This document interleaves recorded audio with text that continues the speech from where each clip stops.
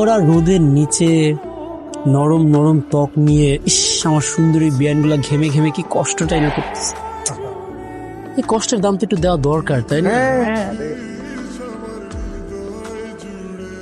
5 টাকা দেওয়াই যায়, কেমন?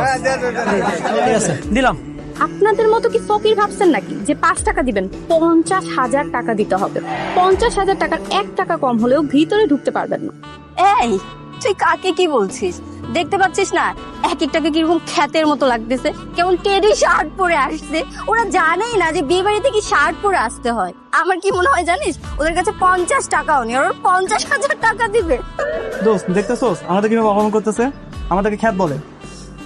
খ্যাত তো বলবেই, কারণ এগুলো তো নিজেরাই খ্যাত।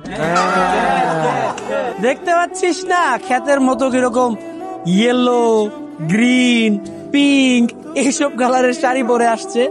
এইসব খ্যাতরা কি বুঝবে ট্রেন্ডিং টেরি শার্টের মূল্য?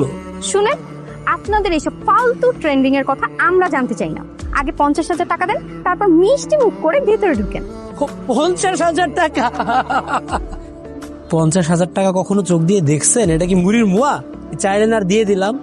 তাও সাইজ টাইজ যদি ঠিকঠাক মতো হইতো 50 কেন, 1 লাখ টাকায় দিয়ে দিতাম। যোগ্যতা আছে 5 টাকা আর চাই 50,000। আপনারা গেট ছাড়েন, নাইলে কিন্তু কি তুলা ভাই, আপনি এমন চুপ করে বসে আছেন কেন? বিয়ে করতে আসছেন আর 50,000 টাকা নিয়ে আসেন নাই? হায় রে, আঙ্কেল যে কার সাথে আমার বান্ধবীর বিয়ে ঠিক করছে। আরে শালিকারা, আজকে তো গায়ে হলুদ, দিয়ে তো আন্ডা, আর তোমরা যে গেটে এভাবে আবদার করে বসবা সেটা তো আর জানতাম না। আরে মুন্না, কিছু টাকা দিয়ে দে না। কিছু টাকা দিয়ে দেবো মানে? চুপ করে বস। সুন্দরী সুন্দরী শালি দেখা অলরেডি একদম গইলা আইসক্রিম নিয়ে গেছে পুরো। চুপ করে বসে থাক, দেখ আমি কি করি। ফাহিম, ইমন, আমার পাগলকরা কিন্তু যে কোনো মুহূর্তে খেপে এই সুন্দরী শালিকাদের ফাঁক দিয়ে ভেতরে ঢুকে যাবে, বলে দিলাম। আমাদেরকে ভয় দেখায় কোনো লাভ নাই। টাকা দিতে হবে আগে, তারপর ভিতরে যেতে পারবেন। এর আগে এন্ট্রি হবে না। টাকা দেন। শেষবারের মতো ওয়ার্নিং দিচ্ছি আমি, লাস্টবারের মতো ওয়ার্নিং। আমার কিন্তু ঘুরে ঢুকলো, আমি কিন্তু ঢুকায় দিলাম কিন্তু ঢুকায়া দিলাম।